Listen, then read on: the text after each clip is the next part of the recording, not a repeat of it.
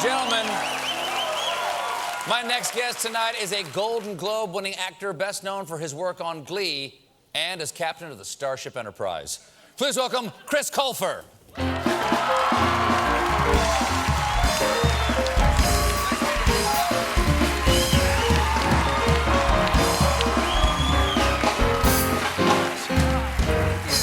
Okay, now everybody knows you as Kurt on Glee. Okay, yeah. Now why aren't you singing all the time? You have the voice of an angel. Why aren't you singing all the time? Oh, thank you. I guess I didn't really think I had a good voice.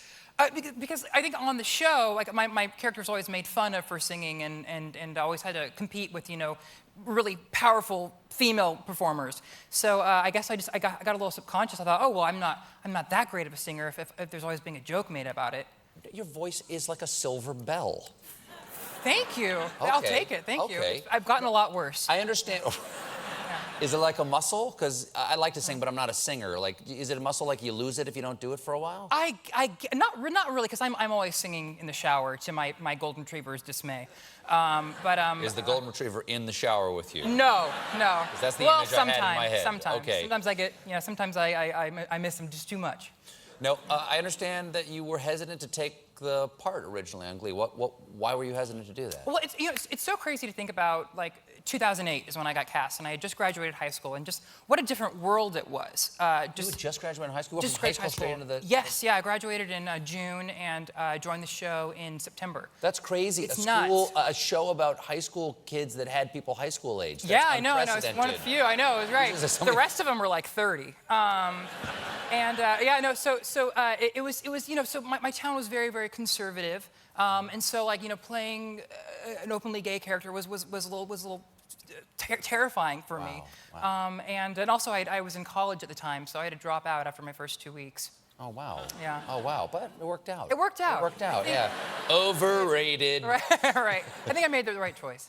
Well, you're also an author. You have a new book called, right here. Mm-hmm. It's called Stranger Than Fan Fiction. Yes. And have you written for a long time? I've been writing since I was a little kid, before I even knew like what writing really was. That's impossible. Yeah. Oh, yeah. Well, I was about to say that's hard. It's actually impossible. Before I knew what good writing was. Oh, okay. Yeah. All right. Yeah. Okay. Well, how'd you get started? Like, who did you write for?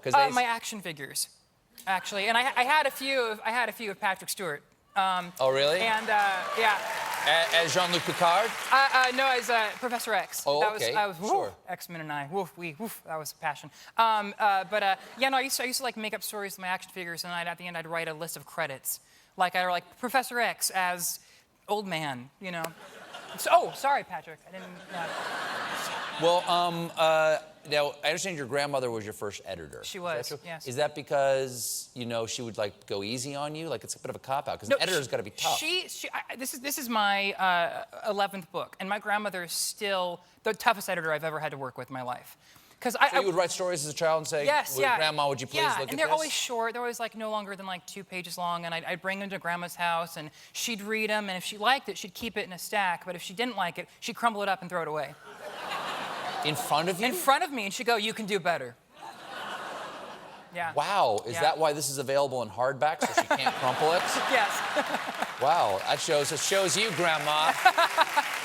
Now, 11 books. I didn't know this. What are some of the other things you've written? I have a children's series called The Land of Stories, which is popular. It's like catnip with kids, which is fantastic. Mm-hmm. I have another YA novel called Struck by Lightning, which was also a movie. And I'm at the age I have to have like a list because I can't remember. That's perfectly fine. Now, YA, why are these A's? Because I'm an adult and I'm younger than some adults. Tell me about Stranger Than Fan Fiction.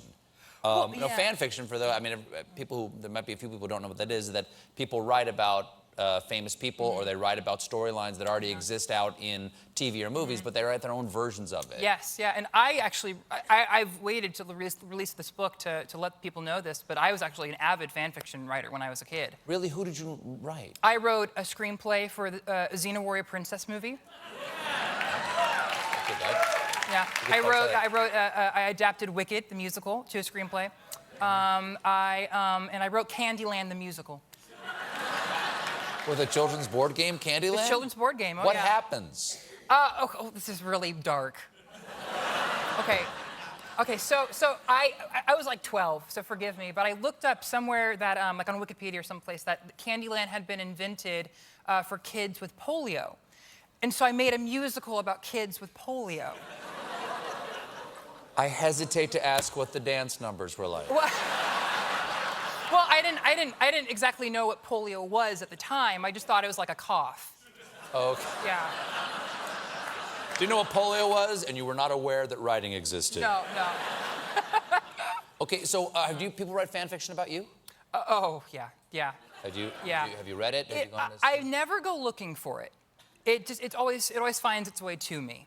But what I have to say, it's always very like, it's like 50 Shades of Colfer sometimes. Like it's really like, it gets there, but pretty spicy yeah, stuff. yeah, really spicy. But I'm really very touched that everyone always describes me with abs. That's, you can't beat that. I have never had the honor. It's great. Well, Chris, it was lovely to meet you. Thank you so for much. being here. Book number 11, Stranger Than Fan Fiction, is available now. Chris Colfer, everybody.